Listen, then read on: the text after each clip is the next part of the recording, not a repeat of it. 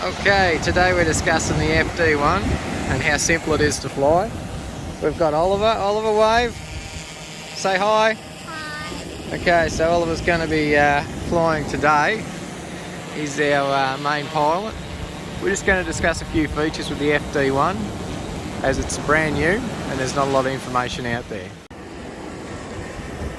So the Fishing Drone 1, which was released by Swellpro about a month ago, it's designed as a basic drone for fishing. It's got all the basic essentials. The fishing drone just has a basic camera, if that's the pack that you purchase, and a basic hand controller, which you see here, but it does everything that it needs to do. So the FD1's actually one of our favourite little drones because it's built for a price point, and it carries 2 kilos still, which is an upgrade from the Splash Drone 3, and it's just very simple to operate.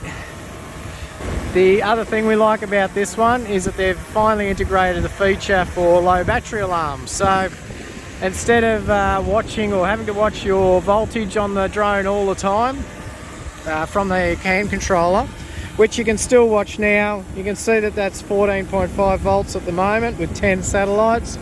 But instead of having to watch that, the alarm will go off on the transmitter and it'll continually beep, and it gives you a good 3, 4, probably even 5 minutes warning before the drone will come back. And when I say that, as opposed to the Splash Drone 3, Fishing Drone 1 will, after the numerous warnings that you will receive on the hand controller, if you don't action it, it will drop the bait and it will return home itself to ensure that it just doesn't land in the ocean somewhere. So that's a really good feature too, and most people that use this for fishing will appreciate that feature because sometimes, like now, it's hard to see the remote control screen with the glare from the sun, depending on how glary day it is, and you've got a lot of other things happening, and we'll show that now. There we go. So it's launching up to return to home itself.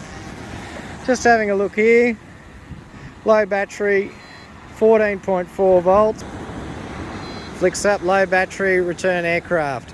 So it's actually returning itself, and there it is over there landing from where I took off. Okay, so I'm going to be calibrating the compass on the FD1 today, and basically what we do is we grab the GPS switch, we toggle it up and down as fast as possible, watch the screen change, it'll come up and say horizontal calibration, rotate drone clockwise. Pick it up flat, and all we do is walk around the drone. So picture it cross on the ground underneath the drone, try and hold the drone in the same position, but walk around it. And that water's beautiful at about -12 degrees, feeling the plane already. We continue doing this until the screen changes to vertical calibration. It has now, I'll show you that on the screen. It says vertical. So what we do is we face the drone down and continue around again. Once it's happy with the vertical calibration, the remote control will come up and say initializing. At that stage, you just put the drone down flat, and this is what it looks like. Once initializing disappears and you get your normal display back, that's the calibration complete. Don't touch the drone while it is initializing, and it is crucial that it has to be flat as possible.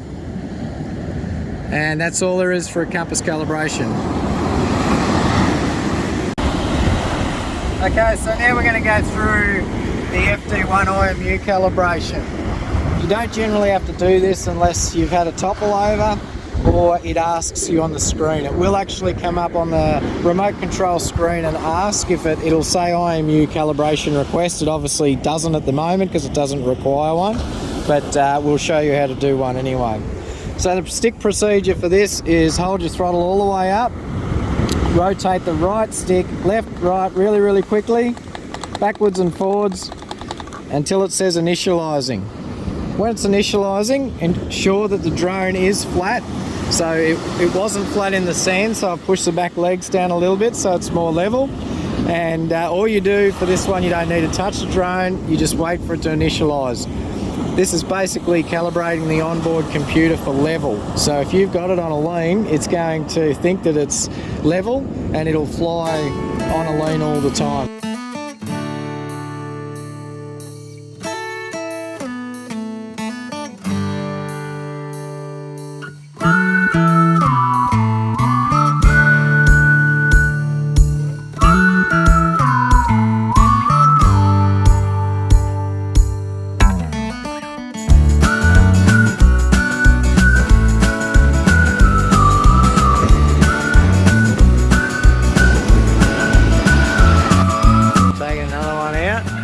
How far are you going out this time, Ronnie? Are you going to keep it closer, or?